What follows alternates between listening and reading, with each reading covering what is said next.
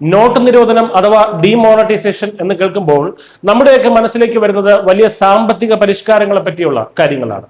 എന്നാൽ ഇപ്പോൾ ഒരു അയൽ രാജ്യം അത്തരം ഒരു കറൻസി പരിഷ്കാരത്തിന് ഒരുങ്ങുകയാണ്. സ്വന്തം രാജ്യത്ത് രണ്ടു നേരം ഭക്ഷണം കഴിക്കാൻ ഗതിയില്ലാത്ത, സാമ്പത്തികമായി തകർന്നടിഞ്ഞു നിൽക്കുന്ന ആ രാജ്യത്ത് ഇതുകൂടി പ്രഖ്യാപിച്ചാൽ എന്ത് സംഭവിക്കുമെന്ന് ശരിക്കും ദൈവത്തിന് മാത്രമേ അറിയൂ.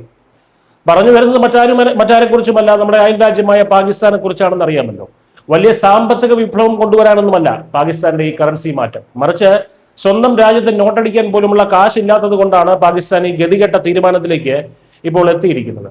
പാകിസ്ഥാനിലെ 10 രൂപ നോട്ട് പൂർണ്ണമായും പിൻവലിക്കാനും ഏറ്റവും ഉയർന്ന മൂല്യമുള്ള 5000 രൂപ നോട്ടിന്റെ രൂപം മാറ്റാനുമാണ് പാക് സെൻട്രൽ ബാങ്കിന്റെ തീരുമാനം. ഇതിൽ 10 രൂപ നോട്ട് പിൻവലിക്കാൻ പാകിസ്ഥാൻ പറയുന്ന കാരണം കേട്ടാൽ നിങ്ങൾക്ക് ചിരി വരും. പാകിസ്ഥാനിൽ ഒരു 5000 രൂപ നോട്ട് അച്ചടിക്കാൻ ഏകദേശം 14 രൂപയാണ് ചെലവാകുന്നത്.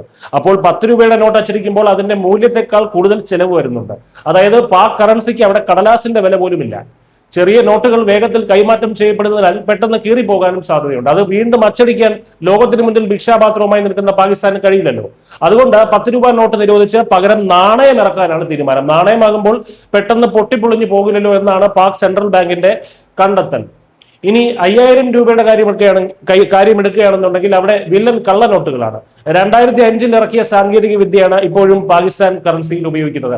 ആധുനിക ടെക്നോളജി ഉപയോഗിച്ച് പാക് സർക്കാരിനേക്കാൾ ഗംഭീരമായി തട്ടിപ്പുകാർ കള്ളനോട്ടുകൾ അടിച്ചിറക്കാൻ തുടങ്ങിയതോടെയാണ് ഗതികെട്ട് പുതിയ ഡിസൈനിലേക്ക് മാറാൻ പാക് സെൻട്രൽ ബാങ്ക് തീരുമാനിച്ചത്.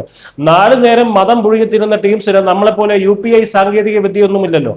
അപ്പൊ പിന്നെ ഇതുപോലത്തെ ലൊട്ടിലൊടുക്ക് വിദ്യകളൊക്കെ പറ്റൂ.